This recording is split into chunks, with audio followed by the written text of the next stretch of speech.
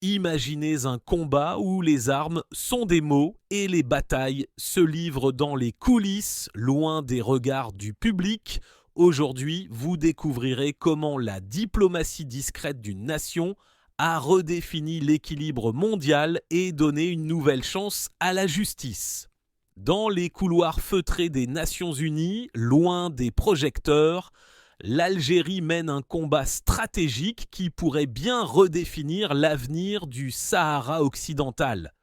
Depuis des années, ce conflit gelé semble résister à toutes les tentatives de règlement, mais à chaque tentative, l'Algérie se positionne plus résolument, avec une détermination à nulle autre pareille. Cette bataille, pourtant invisible aux yeux du grand public, se déroule dans les réunions privées, les consultations secrètes et surtout dans le pouvoir des mots et des alliances. L'Algérie, tout en restant discrète, a utilisé sa diplomatie de manière astucieuse, affinant ses arguments et ralliant des soutiens clés au sein du Conseil de sécurité de l'ONU. Lorsque la proposition américaine sur la question du Sahara occidental semblait figée dans un cadre qui favorisait clairement le Maroc, l'Algérie a saisi l'opportunité de réécrire une partie de cette résolution. Le but était clair, réintroduire le principe fondamental du droit à l'autodétermination, qu'elle jugeait trop largement écarté. Ce n'était pas une simple modification, mais une redéfinition des termes mêmes de la discussion, avec des implications profondes sur l'avenir du peuple sahraoui. Cette approche calme mais déterminée a porté ses fruits. Grâce à des mois de négociations discrètes, l'Algérie a réussi à faire accepter des amendements au projet de résolution. L'objectif n'était pas de forcer une solution unilatérale, mais de poser les bases d'un compromis qui inclurait toutes les voix, en particulier celle des Sahraouis.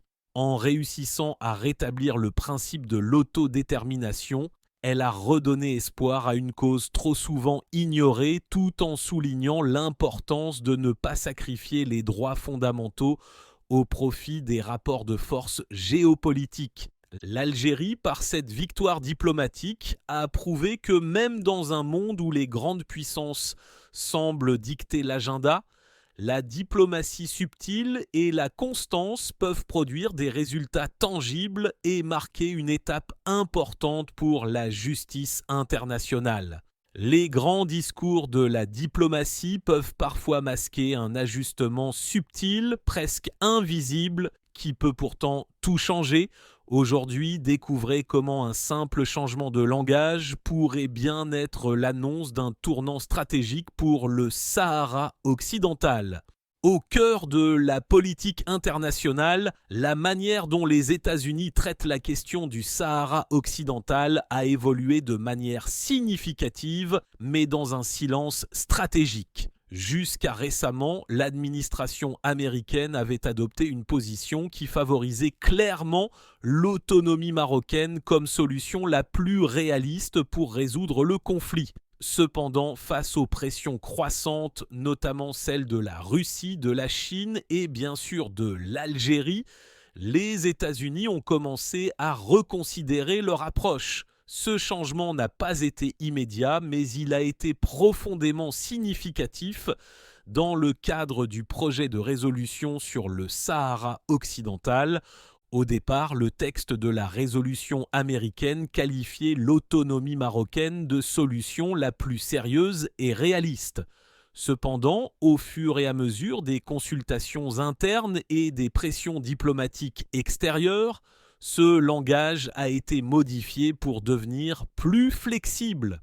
L'expression la plus réalisable a pris la place de la plus réaliste, une subtile mais cruciale différence qui en apparence peut sembler mineure, mais qui ouvre la porte à des options plus diversifiées pour la résolution du conflit.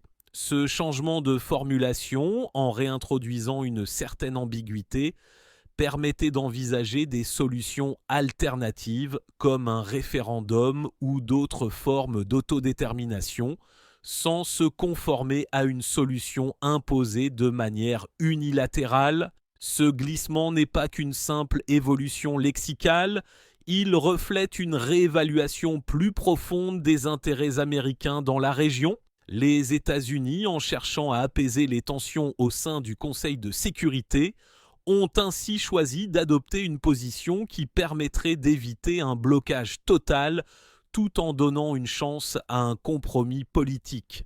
Cette révision tactique souligne l'importance pour Washington de maintenir des relations équilibrées non seulement avec le Maroc, mais aussi avec l'Algérie, qui joue un rôle de plus en plus central dans la stabilité régionale. La modification du texte américain, bien que perçue comme une victoire pour l'Algérie, reflète aussi la volonté des États-Unis d'éviter une division majeure au sein du Conseil de sécurité, qui aurait eu des répercussions diplomatiques mondiales. En replaçant l'autonomie marocaine dans un cadre plus souple, Washington a ouvert la voie à une nouvelle phase de négociation fondée sur le réalisme et la recherche d'un compromis véritablement durable. Ce changement de ton pourrait marquer le début d'une réorientation stratégique avec des implications de longue portée pour la politique américaine dans la région du Maghreb et au-delà. Parfois, dans l'ombre des grandes puissances occidentales, deux acteurs émergent, prêts à renverser les équilibres en leur faveur. Ce que vous allez découvrir maintenant pourrait bien changer votre perception de la lutte pour le Sahara occidental. Loin de l'attention générale, deux puissances mondiales, la Russie et la Chine, jouent un rôle clé dans le dossier du Sahara occidental.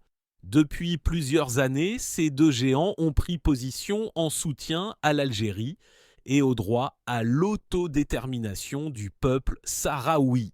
Mais leur implication dépasse de loin la simple question humanitaire. Elle s'inscrit dans une stratégie géopolitique plus vaste visant à contester l'influence occidentale sur les affaires africaines et méditerranéennes. Leurs actions sont habiles et mesurées, souvent à contre-courant des positions traditionnelles du bloc occidental. La Russie, par exemple, a toujours fait valoir son soutien au droit international, se présentant comme un défenseur des principes fondamentaux de la souveraineté et de l'autodétermination des peuples. Dans le cas du Sahara, Moscou voit un intérêt stratégique à s'opposer à ce qu'elle perçoit comme une domination unilatérale des puissances occidentales, notamment des États-Unis et de la France. Pour la Russie, soutenir la position algérienne n'est pas seulement une question de solidarité avec le peuple sahraoui, mais également une manière de marquer son empreinte sur la scène internationale et de promouvoir une vision alternative de l'ordre mondial. La Chine, quant à elle, a utilisé la même logique de non-ingérence et de respect des choix nationaux pour justifier son soutien à la position algérienne.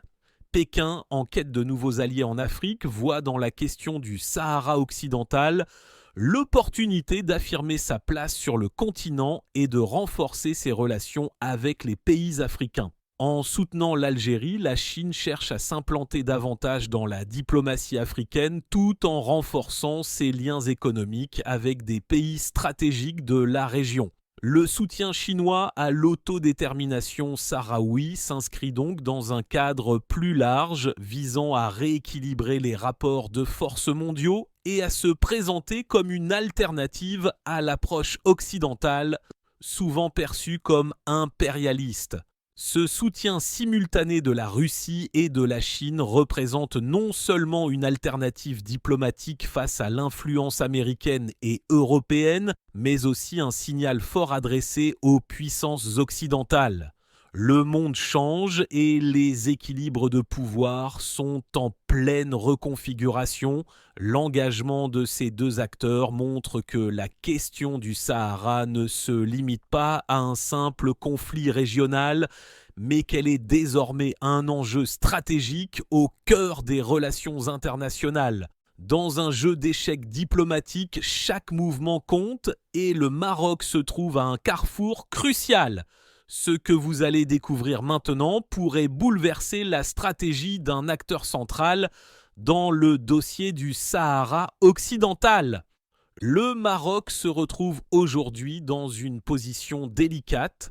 Après avoir reçu la reconnaissance américaine de sa souveraineté sur le Sahara occidental en 2020, la situation a rapidement évolué et ce soutien occidental semble moins inébranlable qu'auparavant.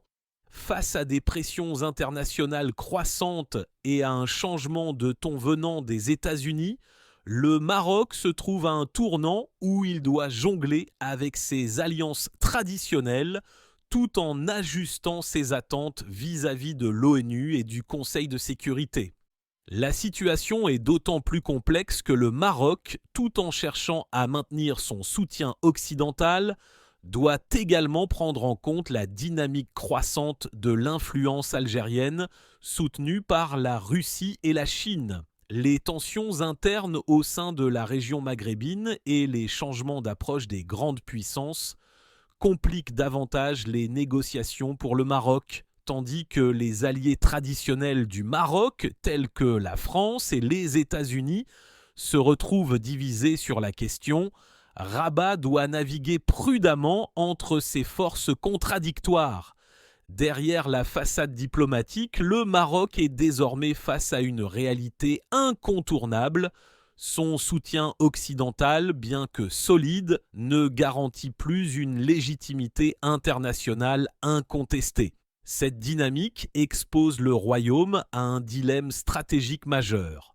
Faut-il continuer à imposer une solution sans compromis ou est-il temps de repenser sa position et de s'engager dans des négociations qui pourraient, à long terme, déboucher sur un règlement juste et durable?